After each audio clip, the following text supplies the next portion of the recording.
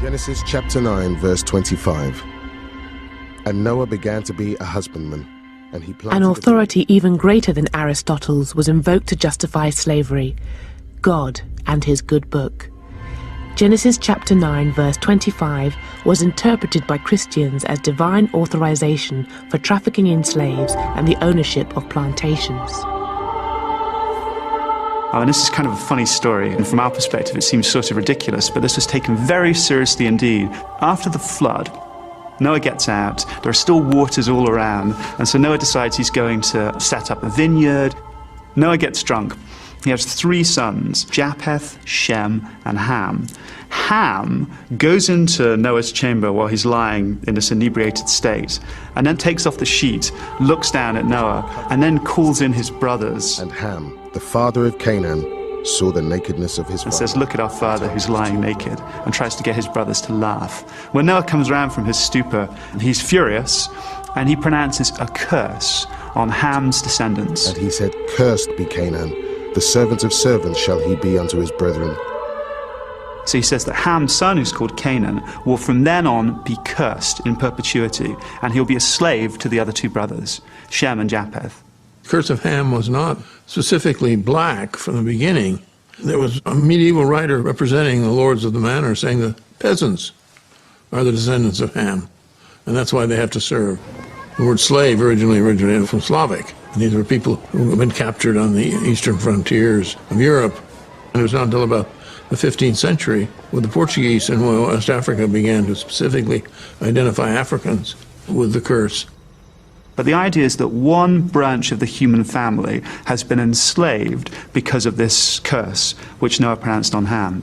It's a kind of one-size-fits-all oppressors story, because you can decide whatever group it is that you want to enslave or oppress are the descendants of Ham, and therefore you have a biblical justification for your mistreatment of them. Christianity it does different things at different times. In other words, there's certainly a strand of thinking in which people justify slavery by arguing that it's bringing people in Africa into Christianity and so forth.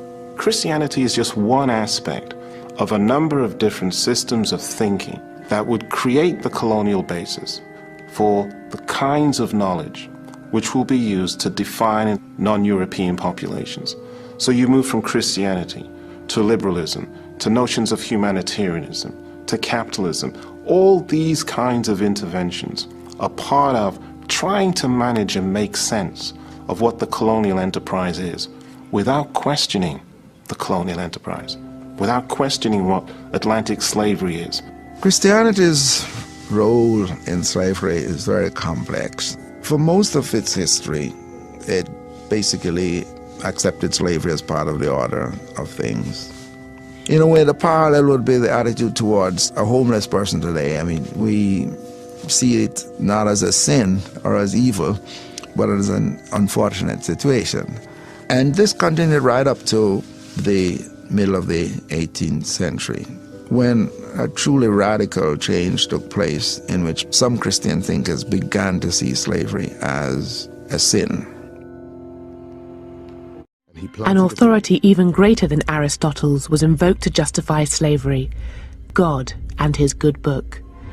Genesis chapter 9, verse 25 was interpreted by Christians as divine authorization for trafficking in slaves and the ownership of plantations. The Afrikaners had their own language and their own church, which taught that white superiority and rule over blacks was the will of God.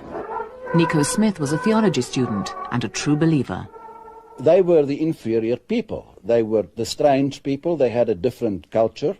And I also, to a certain extent, believed that they were the cursed people, of whom the Bible says that they were the descendants of Ham, and they were cursed.